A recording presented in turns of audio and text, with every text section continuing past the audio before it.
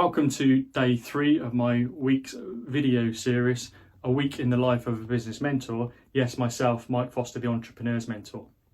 And this video series this week is to give you some insight into my role as a business mentor, the type of work I do working on my business or in supporting others, and also an overview of the type of conversations I have with my clients and how varied those conversations can be. Today started with a collection of these vinyl graphics you can see behind me from the great team at Signs Express in Oxford. Thanks to Ian and the team for providing these. Really simple to apply and has now given me a very different background, obviously some brand exposure for my Zoom calls. Talking about Zoom calls, I then jumped straight onto a Zoom call where they were noticed, but this was with a team that over lockdown have pivoted their business really well. They were predominantly delivering training face-to-face before lockdown. Now they've pivoted and they're delivering their training online with as much efficiency, with as much effectiveness, and it's a credit to them. And what we were doing, we were looking at some new software that they could potentially use today for, again, continuing the engagement and the execution of their training delivery at the same standards. Most of the day today has been delivering content for my new online business development program. I've been recording a number of videos, uploading them to the hosting platform, and that's going to provide over 12 hours of video content broken down into 12 different sections, and it'll enable you to work at your own pace, working on the development of your own business using some of the tools that I use with my clients. And it's been really good for me sort of building that tool out.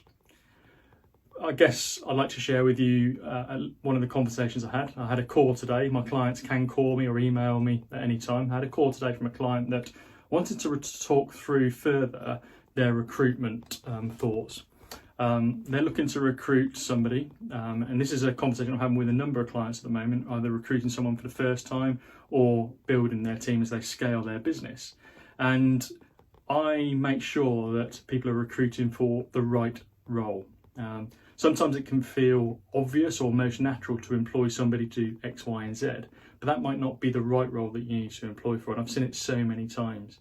So I explore with my clients what is it they love doing, what they're good at, what do they not enjoy doing, what they're not so good at, and that tends to highlight to them the role that they can lean more towards to make sure that they stay in love with their business whilst they continue to do the things that they enjoy doing. It also, we reflect in terms of, well, what's the return on that investment? So we look at job description, we look at person specifications, but I make sure that my clients write an impact statement for the role that they're recruiting for, so that they're clear on what they want from the role in terms of the impact that role is going to make and the return on the investment that they're going to receive for employing that person. Why? Well, it gives clarity from day one for the employer and also for the employee, but also it gives you a tool from the offset in terms of how you can measure the performance with clarity of that person. And if they're not performing, it avoids some of that self-blame of the business owner. I didn't give them enough time, I didn't give them enough training, etc.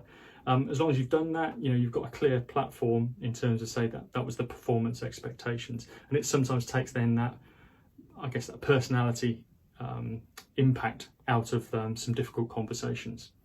So I hope that's been thought-provoking for yourself.